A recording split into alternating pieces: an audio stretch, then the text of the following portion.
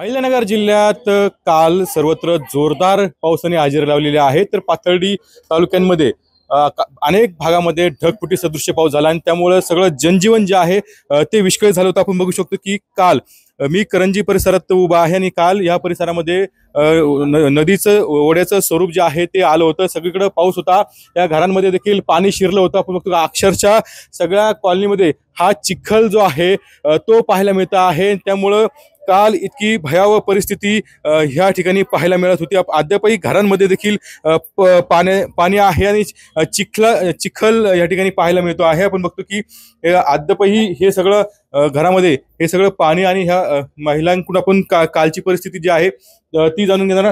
काय नेमकी परिस्थिती होती काल? कालची परिस्थिती अशी होती की बा आम्हाला आमचं जगणं मुश्किल झालं होतं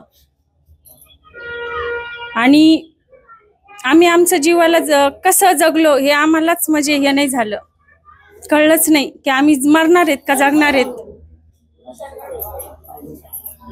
यापूर्वी कधी आला होता का एवढा पाऊस? कधीच नाही आलं, पहिलाच टाइम येऊ। काय परिस्थिती होती काल नेमकी? कालची आमची लय अवघड होती, आम्ही पाण्यातच होतो। बारीक टाबर ते लहान कस तरी नेले बाहेर काढून। सगळं घरात पाणी पाणी हो, सगळ्या घरात पाणी होतं। किती नुकसान झालं घरामध्ये? काय घरात सगळं आमची म्हणजे काहीच नाही राहिलं घरात आमची। खायला पण पीठ नाही, काहीच राहिलं नाही। धान्य विन्य सगळं पाण्यात गेलं, काहीच नाही राहिलेलं घरामध्ये। भांडे वाहून गेले, सगळं संपलं, काहीच नाही राहिलेलं। हा, काहीच नाही राहिलं। निश्चितच आपण बघतो की अजून सुद्धा ह्या घरामध्ये पाणी आहे आणि अद्यापही जनजीवन जे आहे ते विस्कळीत झालेलं आहे। हळूहळू पूर्ववत आता परिस्थिती येत आहे। मात्र काल जो पाऊस झाला, ढगफुटी सदृश्य पाऊस झाला, त्यामुळं अनेक करंजी गावामध्ये सगळी घरं जी आहेत ती पाण्याखाली गेली होती। कॅमेरा कसं कुणाल जायकर, TV9 मराठी, करंजी, अहिल्यानगर।